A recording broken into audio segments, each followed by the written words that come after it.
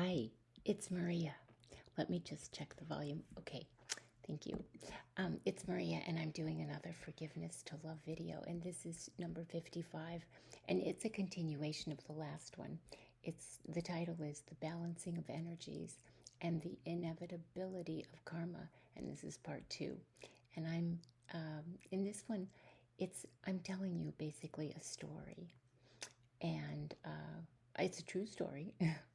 But it's a story nonetheless, so it's not quite so much about facts and details and legal issues.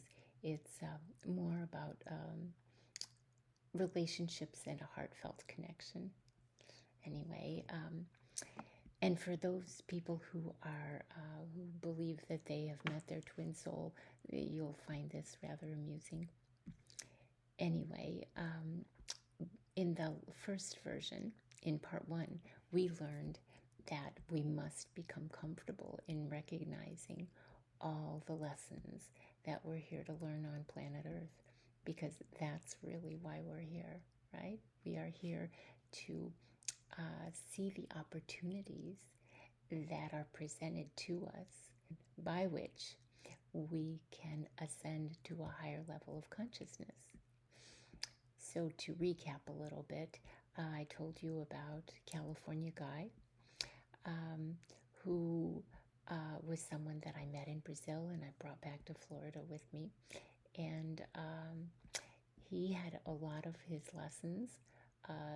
Obviously, the 3 people who have, just tried to destroy me every which way, which is an ex, a sibling, and a son, they had their lessons, and certainly I had my own lessons to learn. But in terms of we'll go into the California Guy first, and he had to give up his victimhood and erect boundaries and transform into a self-empowered grown-up man and stop the lying to me and to others, and most importantly to himself. But again, this is my opinion and this is my video, and so I'm telling it through my eyes, what I saw and what I experienced. And so, for me, when I saw what happened to someone who had been through so much of what I had been through with me, and in fact had a near breakdown as a result of the harassment that we experienced at the hands of my family. And so it was almost like, when they say the building is there, but all the lights are off. That's kind of what I felt when I thought about him. He had to give up his pride, his enormous ego, and his belief that he could do anything he wanted, whenever he wanted, to anyone he wanted. And that's just an example of lessons that very many people on this planet at this point in time are faced with, looking at themselves, and are faced with moving through those lessons and learning from those, because to act like a spoiled brat and be totally inconsiderate of another's feelings certainly is not appropriate. And I think also what's come to light for a lot of people is that there are groups of people who it's almost like, I don't know if it's a coven or it's just a dysfunctional group, but where rather than talking about the future or their goals or their dreams and wishes and things like that, instead they just talk about other people, and it's really so dysfunctional. And if you sit back and you just observe and you see just how low vibrational it really is, and people just spend hours and hours and hours ridiculing and making fun of others. And I just find that to be just horrific. I just, the gossiping and the laughing at people as they lie about them. That's the thing. I mean, if it's one thing if they're commenting on something truthful about the person, but if they're just prevaricating and they're just making up things and just trying to destroy other people, it's unconscionable. unconscionable, really. And I heard, because of the surveillance, if someone wanted to invite me to dinner or to call me, um, he would he would proactively seek them out and lie about me as being a drunk or a druggie, or God only knows. Who knows? Anyway, that's people projecting their own inadequacies onto others. And for so long, we have not known that this was going on. But once we find out, it is such a betrayal. And we think, oh my gosh, of course we can forgive them because we're forgiving them for us, so that we don't have to hold on to that baggage. But at the same time, we realize what others have done to us, and then we don't really have room for them in our lives, right? Um, because they're, and, and because most times an apology is, not only is it not forthcoming, but they don't even believe that they owe anyone an apology because they are above reproach. Well, that's not how it works, honey. This is 2023, and the rules have changed. And when people describe other people in such a negative way, it's sad because they really are just projecting, and that's how they feel about themselves. And I had also heard that he had blocked another inheritance from coming my way, and also a large sum of money that was coming my way. And so I find it just absolutely shocking. And yet, when I would even mention something, mm, people don't even want to acknowledge it. They just either hang up on you, or they just say, oh, you're crazy, or whatever. Well, then let's just talk about it. How did I hear about that and not get the money? So something, it was detoured, it was funneled into your bank account instead of mine. Oh, okay, I get it. Anyway, some people are actually so clueless that they just can't even hold a conversation, and that's really a sad story, I think. But and the stories get larger and larger, and they're filled with more and more ridicule. And as for uh, sibling and the wife, they had their own lessons to learn, right? Because if they were not to cross boundaries, which they did, and to stop using people and stop dominating and controlling others for their own benefit. And he was definitely controlled. And what even he has explained to me and others is that there's a lot of witchcraft involved, and overtaking someone's free will, and that is absolutely not acceptable to brainwash someone. That is really a crime beyond all crimes. And so when we mess with someone else's relationship, then we can expect the divine to mess with our relationships. So you see how we are avoiding things and avoiding the truth and whatever. It doesn't really matter because it's the intention is there, the energy transfer is there, and so it has to be, what's the title of the video? The balancing of energies, right? And so whatever you send out comes back to you, and I cannot stress that enough.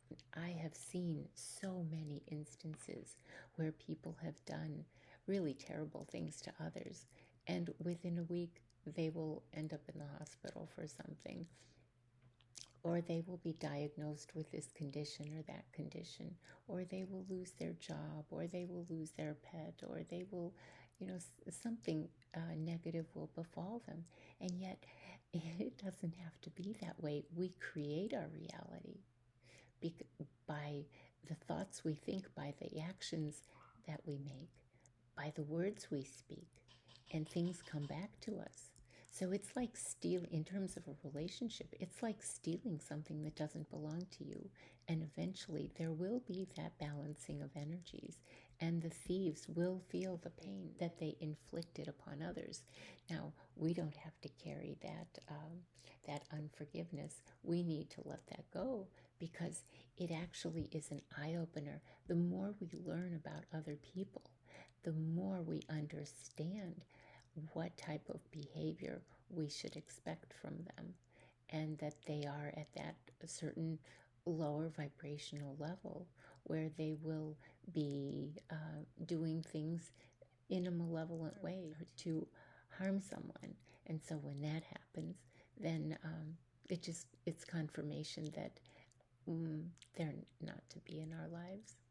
And so not only were the two women to stop abusing others, be it verbal, mental, emotional, physical, and even financial, but to lure him away with sex, but to respect all human beings, to stay in their own lane and stop manipulating, plotting, and planning and infringing on the rights of others. So you see, there is a dynamic. It's never one person that does it all.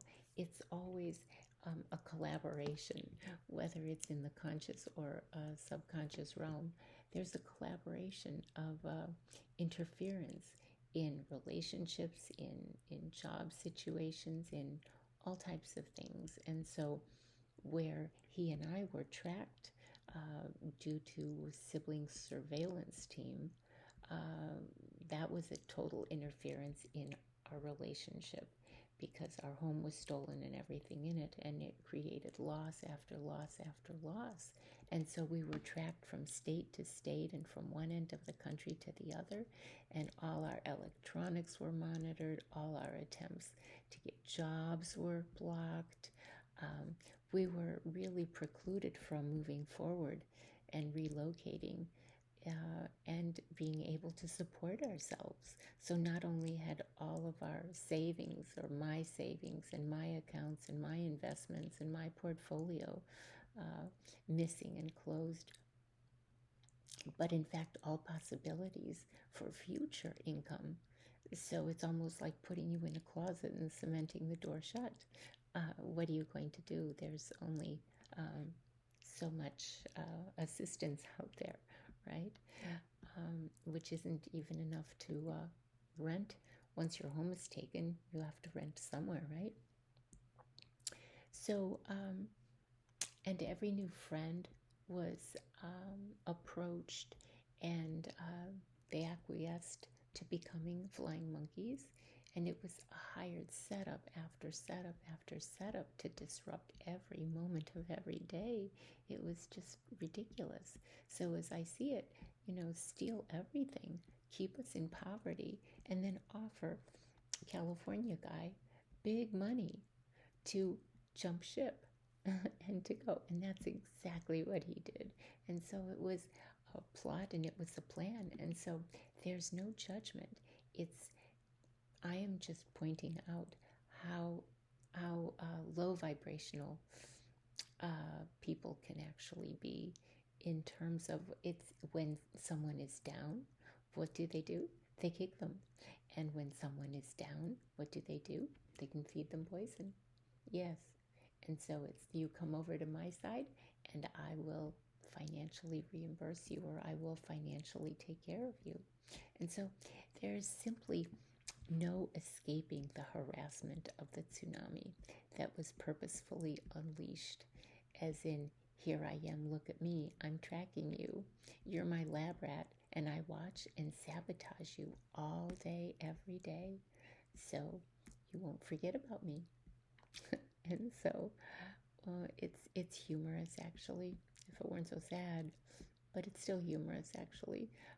And when California guy was pushed to the edge and he was frightened and depressed and could barely eat or sleep due to the suffocating surveillance of our life in a fishbowl, yes, things then would continue to escalate until there would be nothing left.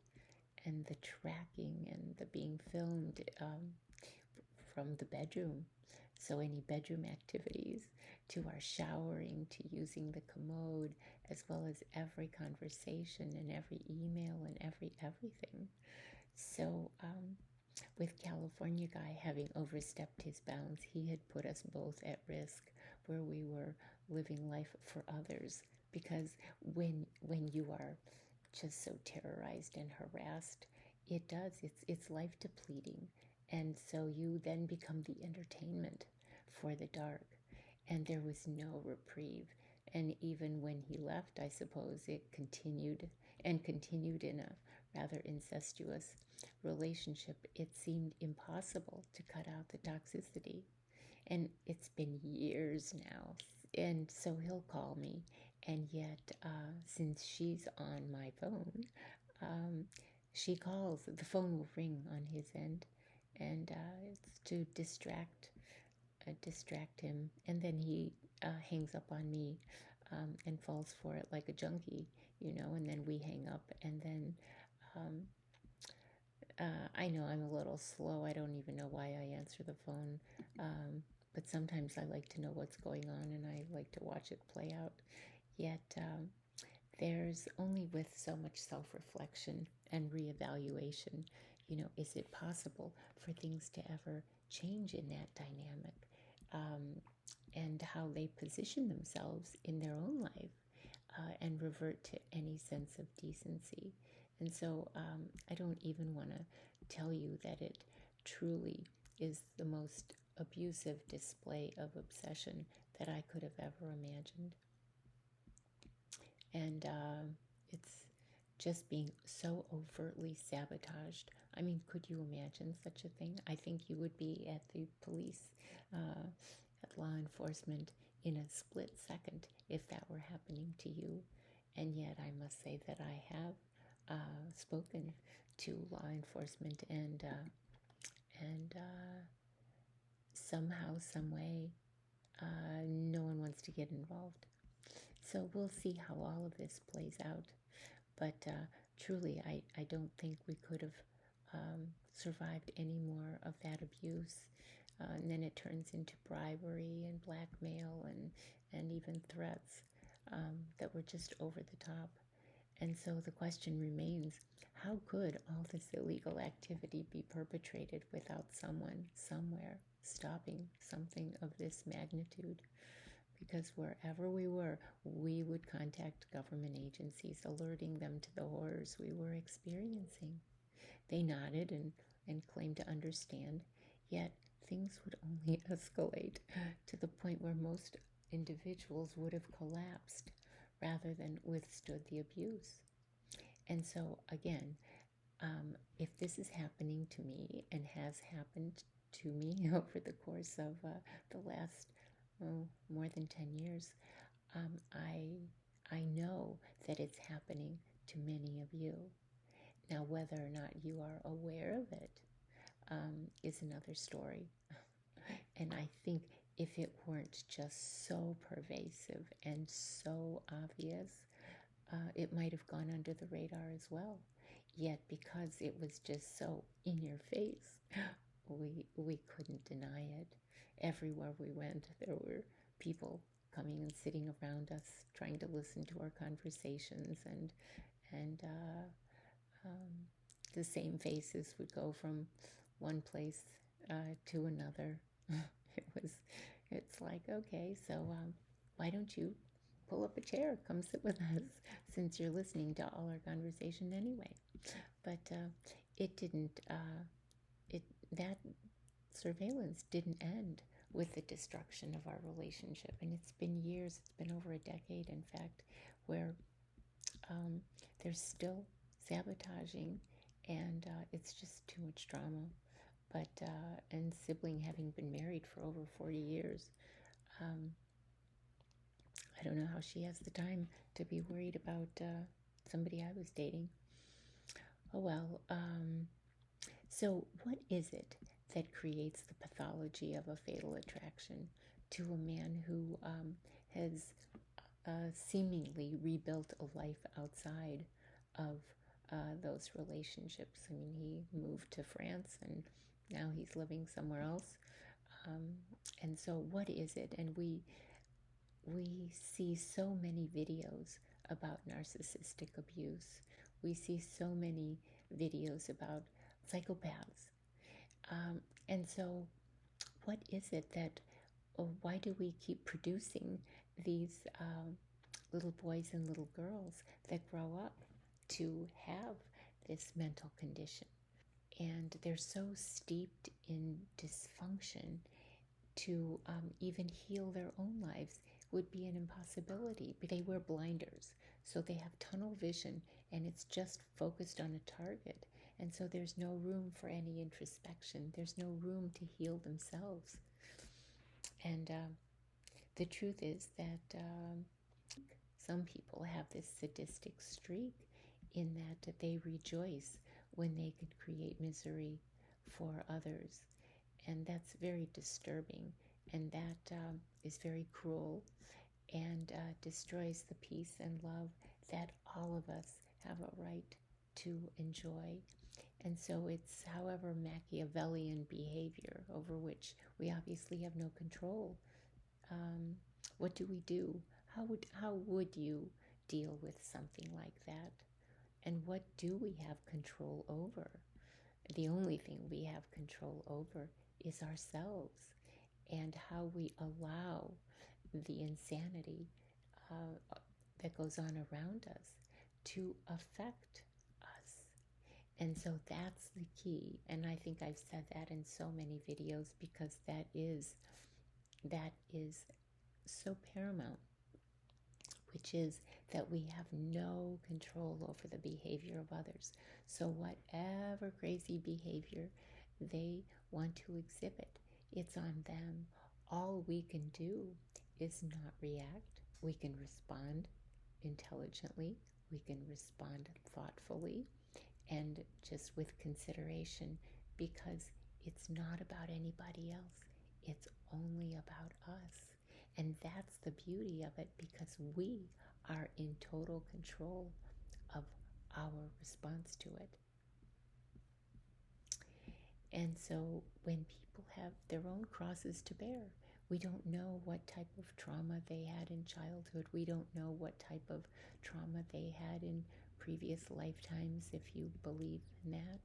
And so they have developed certain weaknesses as a result, and the weaknesses allow them to become a dark puppet. And people pleasing. People pleasing is such a big deal nowadays because everyone is feeling so isolated and alone that they go overboard by trying to be a friend and befriend someone else. So um, they open the door to their own pain and suffering and for the complete suffocation of their independence. And this too opened the door for the mistaken belief that anyone has the right to control another human being, much less the necessity for him to abide by those random and self-serving rules, or be forever punished, right? Now that's insanity, yes.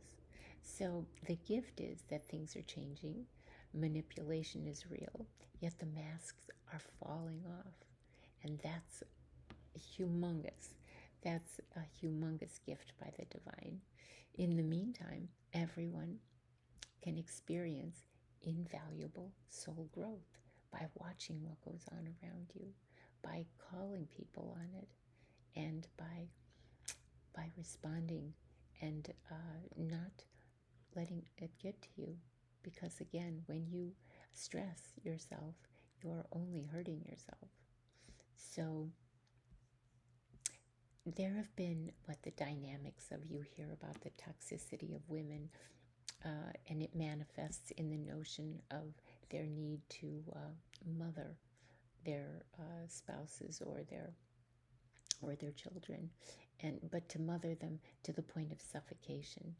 And then you hear about the male who allows females to emasculate them, to destroy their self-confidence. We have a lot of issues in raising our children that haven't been addressed. And so what happens is we keep producing these children who grow up to be adults, and yet they are so wounded psychologically that they don't have a chance. So many times mothers do it to their own children with well-meaningly, um, in most cases, or in many cases. I mean, I'm certainly as guilty as anyone. I had 4 children.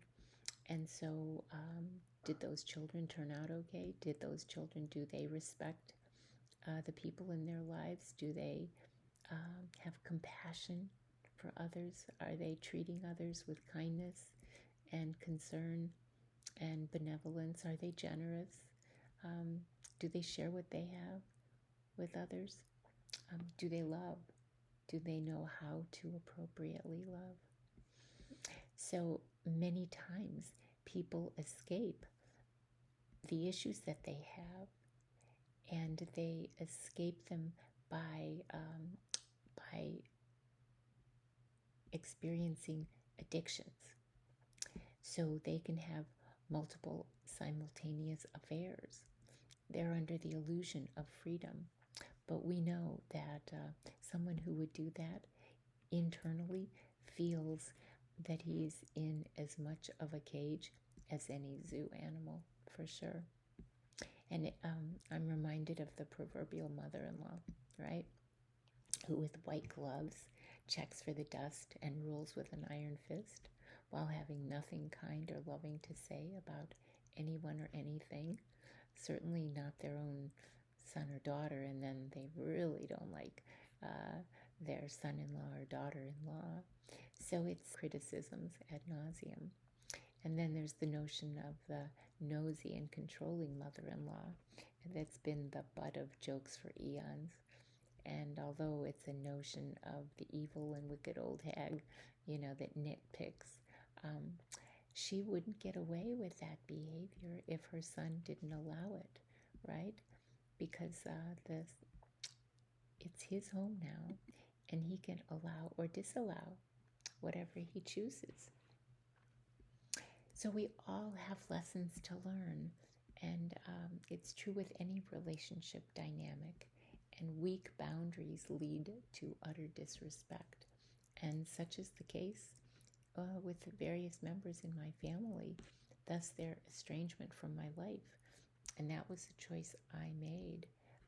After, of course, they made it, and then that's what propelled me to just say, well, if they're not going to return any of my phone calls or want to communicate with their own mother in any way, then I'm not available for when they do wake up, right?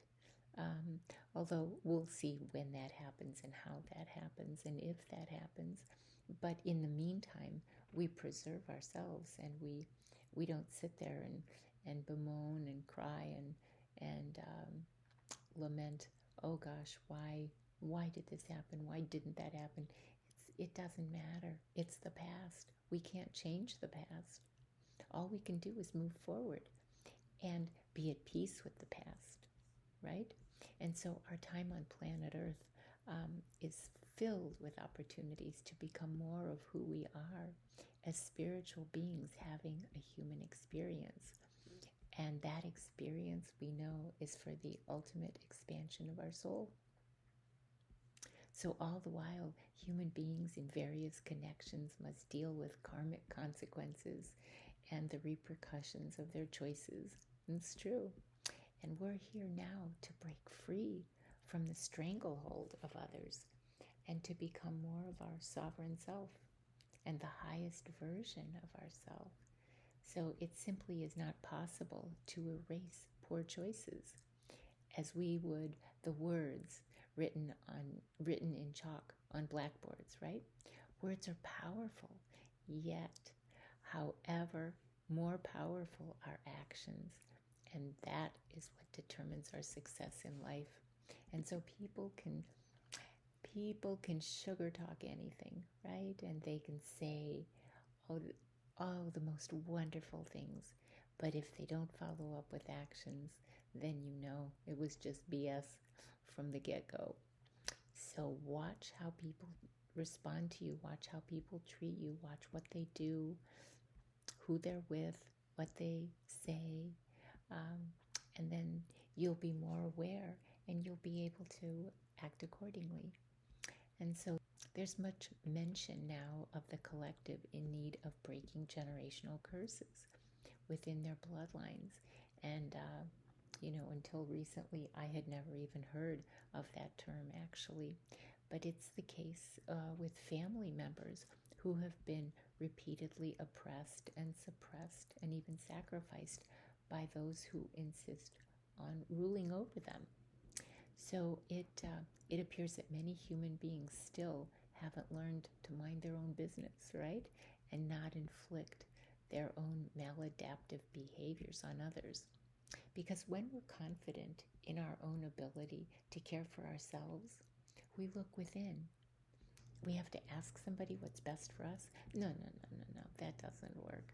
It can never be the case of, it can be the case of the mama's boy who never musters the strength to break free and live unencumbered as an adult, rather than a boy tugging at his mama's apron strings, fearing the inevitable punishment.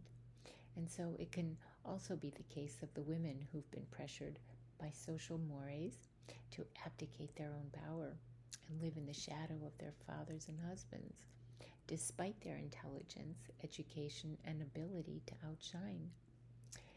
Yes, you knew I was going to say this, right? Those males in their life. Relationships are the cornerstone of life. We are in relationship with everyone and everything. How we treat others and how we treat ourselves affect how we view ourselves and our place in the world. That's key.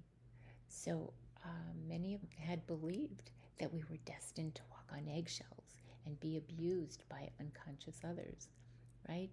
Or are we empowered adults living the life of our dreams, where we would set our own boundaries that are not to be crossed? That's just the way it is, right? Do we acknowledge that we deserve unconditional love and respect and a life without malicious interference, marked by jealousy and envy and revenge gone wild? Or are we going backward in time, where our freedom was so easily squelched by the self-proclaimed despots, or as my mom used to refer to them, the little Hitlers, who claim to know us better than we know ourselves, right? And know what's good for us better than we knew what was good for us. And that's simply not true. To all who oppress others in order to validate their own power, it's only through unconditional love that they would have a better sense of being. Truly, strength, force, domination, and control are the tools of weak men and women, because true power comes from within, and the knowing of who we truly are as divine beings of love. And so on that note, amen, and so it is, and know